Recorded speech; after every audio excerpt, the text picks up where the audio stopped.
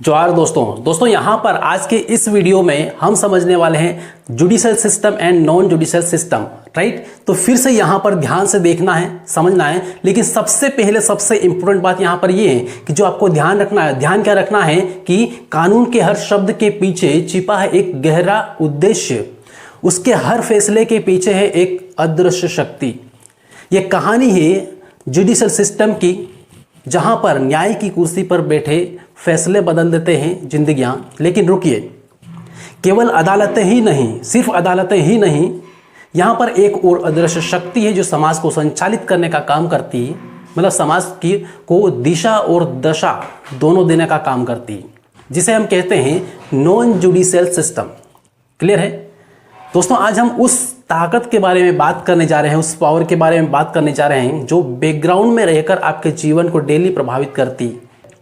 तो इस तरीके से यहाँ पर वीडियो को स्टार्ट करें। लेकिन स्टार्ट करने से पहले आप यदि इस चैनल पर पहली बार आए हैं तो चैनल को सब्सक्राइब कर लें, बेल आइकन जरूर दबा लें, ताकि आपको कंटिन्यूस इस टाइप के वीडियोस मिलते रहे, इंफॉर्मेटिव वीडियोस मिलते रहे। जितने भी संवैधानिक कानून है, रूल्स है, वो सारे आपको पता चले। राइट, इसलिए आप वीडियो को लाइक और चैनल को सब्सक्राइब जरूर कर लें। और बाकी यदि फाइनेंशियली आपको सपोर्ट करना चाहते हैं तो यहाँ पर वीडियो को जो ज्वाइन बटन है, उस ज्वाइन बटन पर जाकर आप ज्वाइन कर सकते हैं, ताकि हमको थोड़ा सा और मोटिवेशन मिले, थोड़ा सपोर्ट मिले और अच्छी तरीके से, बेहतरीन तरीके से काम कर सकें। राइट, चलिए दोस्तों स्टार्ट करते हैं यहाँ पर। और what is judicial system? Judicial system क्या है ये समझेंगे पहले, सबसे पहले, उसके बाद फिर समझेंगे नॉन जुडिशियल सिस्टम क्या है। राइट, तो difference between judicial system and non judicial system. तो पहले जुडिशियल सिस्टम को ले।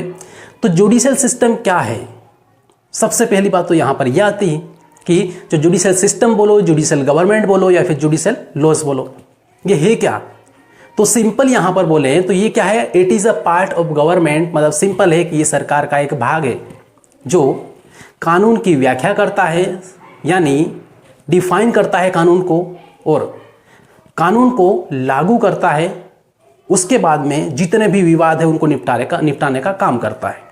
तो इस तरीके से दोस्तों हम ये कह सकते हैं कि ये जो जुडिशियल सिस्टम है, राइट, इंग्लिश में यहां पर इसको बोले तो लॉज को डिफाइन करना, implementation of the law and dispute को रिजोल्व करना, या फिर रिजोल्व डिस्प्यूट। राइट, अब यहां पर सिंपल यहां पर हम देखें तो जो इसकी जो डेफिनेशन है वो तो हमने समझ ली कि ये जो जुडिशियल सिस्टम है वो क्या है, ये हमने देख लिया। अब इसके बाद यहाँ पर हम देखेंगे कि इसकी जो मेन भूमिका है, इसका जो मेन रोल है वो क्या है, क्योंकि सबसे इंपॉर्टेंट तो यहाँ पर ये है कि इसका जो रोल है वो क्या है नो जुडिशियल सिस्टम का। तो जुडिशियल सिस्टम का रोल सबसे पहले यहाँ पे देखेंगे, जिसे हम भूमिका कहते हैं। इसमें फर्स्ट पॉइंट आता है और सबसे इंपॉर्टेंट पॉइंट आता है, वो ये आता है कि प्रोवाइडिंग जस्टिस। प्रोवाइडिंग जस्टिस का मतलब क्या है? न्याय प्रदान करना। न्याय किस तरीके से प्रदान होता है, कहां पर प्रदान होता है?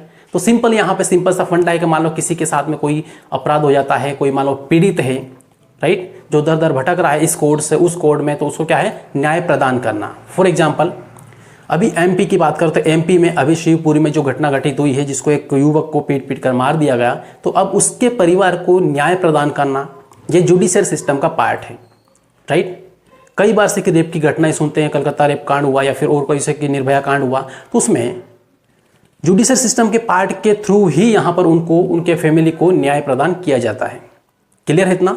फिर दूसरे नंबर पर हम यहां पर बात करें तो संविधान और कानून की, जो कानून है उसकी व्याख्या करना। सिंपल है कि संविधान की व्याख्या कौन करेगा और कानून की व्याख्या कौन करेगा? तो ये करेगा जुडिशियल सिस्टम, राइट, या फिर जुडिशियल गवर्नमेंट। राइट, तो यहां पे इंग्लिश में यहां पर हम बोल देंगे कि कानून और संविधान की व्याख्या करना जुडिशियल सिस्टम का पार्ट है, मतलब interpreting of the constitution and the laws.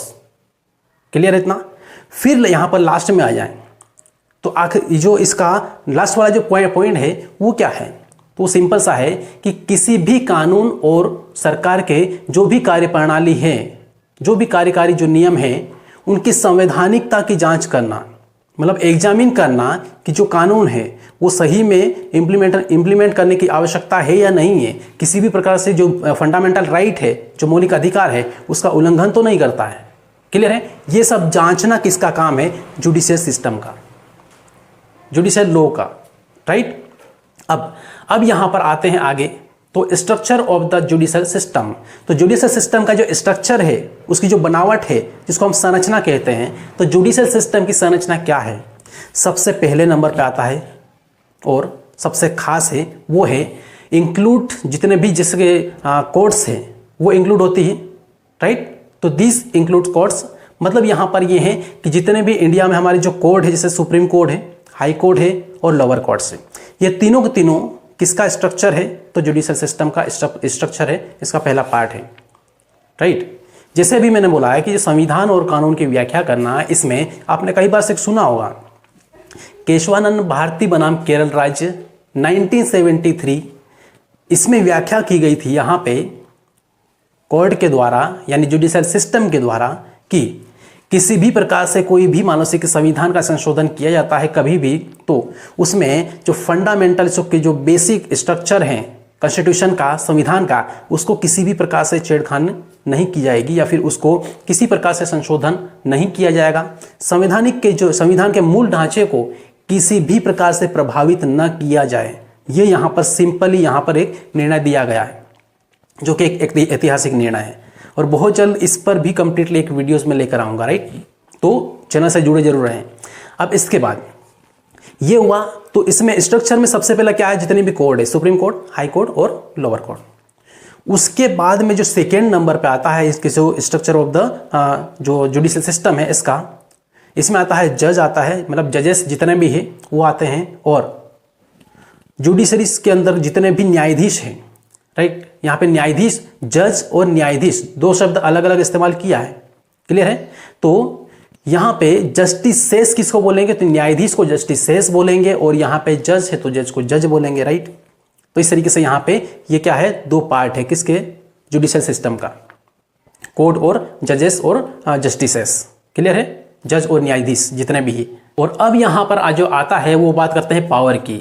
Judicial system है उसका क्या पावर है, मतलब जुडिशल लॉ है उसका क्या पावर है, राइट। तो जुडिशल सिस्टम में ध्यान रखें कि यहाँ पर जुडिशल सिस्टम क्या है? पूरी तरीके से स्वतंत्र है। सिंपल बोलो तो न्यायपालिका है ना, अपने आप में स्वतंत्र निकाय है जो कानून के आधार पर निर्णय देने का काम करती है। मतलब सिंपल है, judiciary is independent and take decision according to the laws, right.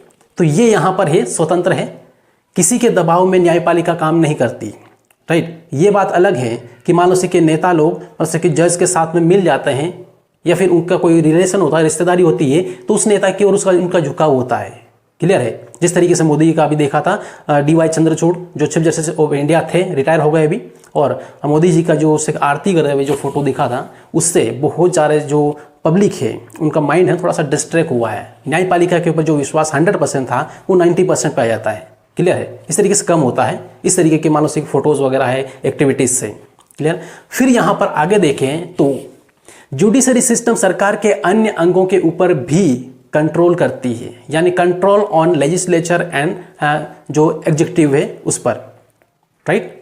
तो लेजिस्लेचर दो अंग कौन कौन से, अलग अलग अंग कौन से जिस पर जुडिशरी सिस्टम कंट्रोल करती है सरकार के अंगों के ऊपर? तो वो है एक क्या है? विधायिका, लेजिस्लेचर जिसे हमने बोला। उसके बाद दूसरा क्या है? एग्जीक्यूटिव, कार्यपालिका, राइट। इसके बारे में आगे मैं डिटेल में बताने वाला हूँ थोड़ी देर बाद, क्लियर। तो ये यहाँ पर है। अब यहाँ पर बात करना थोड़ा सा ये है कि इसका जो काम है, ठीक है, और ये क्या क्या काम कर सकती है। जैसे जितने भी आपराधिक मामले हैं जुडिशरी सिस्टम का पार्ट है, जुडिशरी सिस्टम ही उसको कंट्रोल करती है, उस पर डिसीजन देती है। उसके बाद संपत्ति संबंधी जितने भी मामले हैं या फिर किसी पर्सनल व्यक्ति के साथ में जो भी आपसी मुद्दा है उसको निपटाने का काम करती है। किसी पार्टी का एक दूसरी पार्टी के साथ में जो विवाद है उसको समाप्त करने का काम करती है, उसको निपटाने का काम करती है, समाधान का करती है, राइट। इस तरीके के बहुत सारे से जो विवाद हैं, बहुत सारे मुद्दे हैं जिनका कंट्रोल किसके हाथ में है? तो जुडिशरी सिस्टम के हाथ में, क्लियर इतना। अब यहाँ पर हम बात कर लें आगे, जो सबसे ज़्यादा मोस्ट इंपॉर्टेंट जो पावरफुल जो पावर है या फिर एक सिस्टम है जिसे हम कहते हैं नॉन जुडिशरी सिस्टम, क्योंकि इसी के बारे में सबसे ज़्यादा हमें समझना है। जितने भी समाज सेवी साथी है या जितने भी पॉलिटिशियंस है, जो भी से कि दोस्त है, साथी, सभी को इसको जानने की आवश्यकता है कि नॉन जुडिशरी सिस्टम क्या है, what is non judiciary system. तो दोस्तों यहाँ पर ये भी सरकार का एक भाग है, राइट, जो नीतियाँ बनाने का काम करता है, कानून को लागू करने का काम करता है, और यहाँ पर क्या करता है, तो जितने भी मानसिक की दूसरे कामकाज है जो धरातल के ऊपर उतारना है सरकार को, वो सारा सब कुछ कौन करता है, किसके थ्रू होता है, तो नॉन जुडिशरी सिस्टम के थ्रू होता है। नॉन जुडिशरी सिस्टम के जो सबसे ज़्यादा खास है, सबसे ज़्यादा मेन प्रूफ के तौर पे आपको देखना है कि नॉन जुडिशरी सिस्टम क्या है, तो यहाँ पर देख लें जो स्टाम्प पेपर आपके सामने यहाँ पे लगा दे रहा हूँ। बहुत सारे स्टाम्प पेपर आपने देखे हैं, आपने बनवाए भी होंगे। कई बार संपत्ति का लेन देन होता है, उसमें स्टाम्प पेपर बनता है। कई बार पैसे का लेन देन होता है, उसमें भी स्टाम्प पेपर होता है। या फिर कहीं और बड़ा से कोई लेन देन होता है, बिजनेस वगैरह, तो उसमें भी स्टाम्प पेपर बनता है, राइट। तो जितने भी स्टाम्प पेपर बनाते हैं हम, जो भी आपके हाथ में होता है वो क्या है, नॉन जुडिशरी स्टाम्प पेपर होता है, ठीक है। गैर भारतीय, गैर न्यायिक के ऊपर लिखा हुआ रहेगा और उसी के नीचे लिखा हुआ रहेगा India non judiciary, right. Screen पर देख लें, आपको दिख जाएगा, और बाकी पर्टिकुलर आप देख सकते हैं। आजकल जो स्टाम्प पेपर बनता है वो ई स्टाम्प पेपर बनता है, राइट, उस पर भी आप पढ़ सकते हैं। क्लियर है, नॉन जुडिशरी स्टाम्प पेपर। तो इस तरीके से यहाँ पर ये है। अब यहाँ पर फिर देखें तो जो नॉन जुडिशरी सिस्टम है या फिर नॉन जुडिशरी सिस्टम का पार्ट है वो क्या क्या है। तो दोस्तों यहाँ पर जो नॉन जुडिशरी सिस्टम है वो जुडिशरी के काम नहीं करता है। पहली बात तो ये है, मतलब ये है कि जुडिशरी से संबंधित नहीं है नॉन जुडिशरी सिस्टम। क्लियर है, मतलब न्यायिक व्यवस्था से अलग है, ये न्याय प्रणाली से संबंधित नहीं है। पहली बात तो यहाँ पर ये है। यहाँ पर क्या करता है ये कि सरकार के अन्य अंगों के ऊपर कंट्रोल रखता है, जैसे विधायी कार्य है, उसके बाद नीति निर्धारण है, उसके बाद में फिर जो भी कामकाज दूसरे होते हैं वो सारे किसके थ्रू होते हैं, वो नॉन जुडिशरी सिस्टम के थ्रू होते हैं। क्लियर है, तो इतना तो यहाँ पर क्लियर हो गया कि जो नॉन जुडिशरी सिस्टम है वो न्याय प्रणाली से थोड़ा सा अलग है, अपने आप में एक अलग पावर है। क्लियर है इतना। अब फिर यहाँ पर आगे देखें कि ये किस तरीके से जो गवर्नमेंट के जो पार्ट्स हैं उस पर कंट्रोल रखते हैं, या फिर गवर्नमेंट्स का जो दो पार्ट है, दो भाग है, उसके ऊपर कंट्रोल रखती है। तो इस तरीके से दोस्तों यहाँ पर जितने भी से कि यहाँ पे प्रशासनिक कार्य हैं या फिर जितने भी विधायी कार्य हैं, उन सभी जो कार्य है उनको अंजाम देने का काम करता है कौन, नॉन जुडिशरी सिस्टम। और उसके बाद अब इसकी विशेषताएं देखें, इसकी जो भूमिका है उसको देखें। तो सबसे पहला काम क्या है, सबसे पहला काम जो अभी मैंने बताया था, क्या, नीतियों का निर्धारण करना, कानून को लागू करना नॉन जुडिशरी सिस्टम का काम है, और प्रशासन को चलाना नॉन जुडिशरी सिस्टम का एक पार्ट है, ये काम है, सबसे मेन इंपॉर्टेंट है। क्या, फिर से नीतियां बनाना, कानून को लागू करना, उसको मेंटेन करना, और उसके बाद प्रशासन को संचालित करना, राइट। तो ये क्या है, ये सबसे मेन इसकी भूमिका है। क्लियर है। फिर यहाँ पे देखें तो जनता के लिए जितने भी कल्याणकारी परियोजनाएं योजनाएं बनती है, उन सभी को धरातल पर सफल बनाने का जो काम है वो नॉन जुडिशरी सिस्टम का काम है। क्लियर है इतना। अब नॉन जुडिशरी सिस्टम के अंदर कौन कौन आएगा, सबसे महत्वपूर्ण पॉइंट जो है वो ये है। तो जो स्ट्रक्चर है उसका सबसे फर्स्ट वाला पॉइंट क्या है कि इसके दो पार्ट हैं। नॉन जुडिशरी सिस्टम के कितने, दो पार्ट हैं। जैसे जुडिशरी सिस्टम में क्या थे, वो भी दो पार्ट थे। पहला, जितने भी कोर्ट है और जितने भी जज और न्यायाधीश है, ठीक। इसी टाइप से नॉन जुडिशरी सिस्टम में इसमें भी दो पार्ट है।